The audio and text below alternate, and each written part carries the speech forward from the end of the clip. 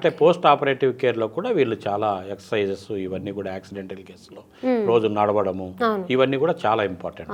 కాబట్టి వీరు ఏం చేస్తారంటే ఈ health care professionals health care చేసిన వాళ్ళు తర్వాత ఒక హాస్పిటల్ డయాగ్నోస్టిక్, ఇప్పుడు ఎంఎల్టీ ఉంది, medical lab diagnostics, medical lab technology అనమాట.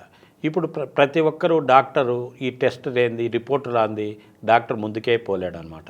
ఏదైనా కూడా మనం పోతాము, ఇప్పుడు జ్వరం అని పోతాము. పాతకాలంలో ఏంటంటే ఒక ఇంజెక్షన్ ఇచ్చి 2 ట్యాబ్లెట్స్ ఇచ్చేవారు. కానీ ఇప్పుడు డాక్టర్ ఏం చేస్తాడు, ఫస్ట్ మనం పోతానే టెస్ట్ రాస్తాడు. టెస్ట్ రాసిన దాకా ఏంటంటే ఇప్పుడు విచిత్రమైన జబ్బులు వస్తున్నాయి. మనం చూసాం కరోనా ఎంత డేంజరస్. ప్రతి ఒక్క ఇంట్లో వాళ్ళ ఫ్యామిలీలో ప్రతి ఫ్యామిలీలో ఒక్కొక్కరిని అన్న మినిమం కోల్పోయారు. కొన్ని ఫ్యామిలీస్ అయితే మొత్తం కూడా పోయినాయి. కాబట్టి అంత డేంజరస్ ఉన్నాయి. కాబట్టి మనకు prevention is better than cure అన్నారు.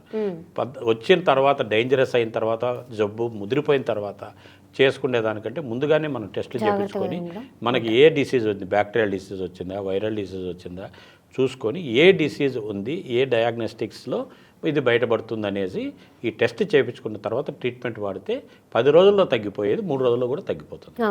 కాబట్టి ఇవి ఎంఎల్టీ కానీ అట్లే అనస్థీషియా, ఆపరేషన్ థియేటర్ టెక్నాలజీ ఉంది. మనం ఏ ఆపరేషన్ చేయాలని కూడా అనస్థీషియా ఇంపార్టెంట్. ఓటీలో మొత్తం డాక్టర్స్ సర్జరీలు చేస్తూ ఉంటారు. చేసేటప్పుడు వాళ్ళకి ఫాస్ట్గా పికప్ చేసేదానికి నర్సెస్ కానీ ఈ టెక్నాలజిస్టులు కానీ వీరి పాత్ర ఎక్కువ ఉంటుంది అనమాట.